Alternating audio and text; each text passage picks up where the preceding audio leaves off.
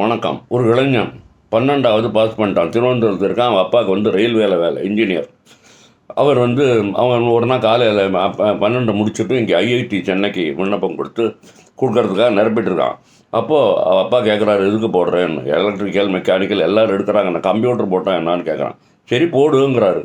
Computer இன்ஜினியரிங்லாம் pass பண்ணி ஐஐடியில் நல்ல பெரிய மார்க்கோட பாஸ் பண்ணி இங்கே எல்லா இடத்துலையும் வங்கியிலலாம் போய் இறங்குறாரு. ஒன்றும் பிரயோஜனம் இல்லை.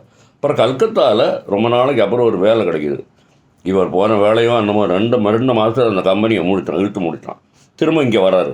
அதுக்கப்புறம் என்ன பண்ணலான்னு பார்த்தா அமெரிக்காவுக்கு போய் ஏதாவது நீ பிஸ்னஸ் பண்ண அப்படிங்கிறாரு. சரி, இன்னும் ரிட்டர்ன் டிக்கெட் வாங்கிட்டு அப்போ வந்து அமெரிக்காவுக்கு $500 தான் எடுத்துகிட்டு போகலாம் யார் போனாலும். அவர் அதை எடுத்துகிட்டு அங்கே போகிறாரு. அங்கே போய் பார்த்தாக்கா அங்கே நியூயார்க்கில் போய் ரொம்ப சிக்கனமான ஹோட்டலில் தங்குறாரு.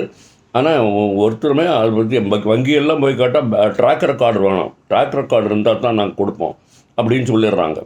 அது கடைசியில் அவர் என்ன பண்ணுறாருன்னா அப்படின்னு நடந்து போய்கிட்டே இருக்கார். டைம் ஸ்கொயரில் என்ன பண்ணான்னு தெரியலை. ஏதோ ஒரு துண்டு காகிதம் ஒன்று அவர் காலில் வந்து விழுது, காற்றுல பறந்து. அதை எடுத்து பார்க்குறாரு.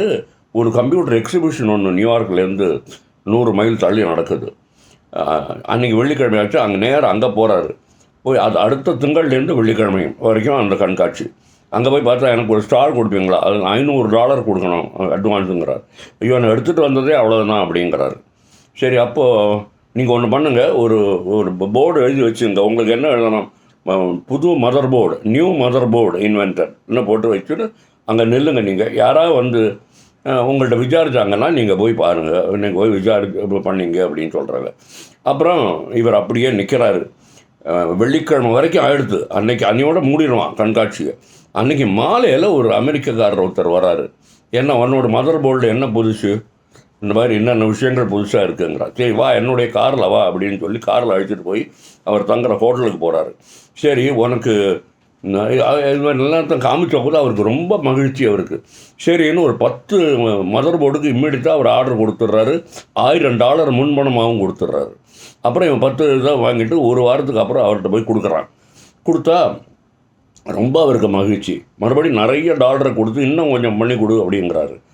அவர் வந்தவர் வந்து மைக்கேல் டெல் கம்பெனி நிறுவனர். இவர் பேர் வந்து சுப்பிரமணியம் சங்கர். இவர் ஆரம்பித்த கம்பெனி அமெரிக்கன் மெகாட்ரன்ஸ்.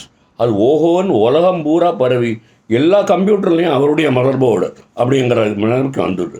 எண்ணமே வாழ்க்கை.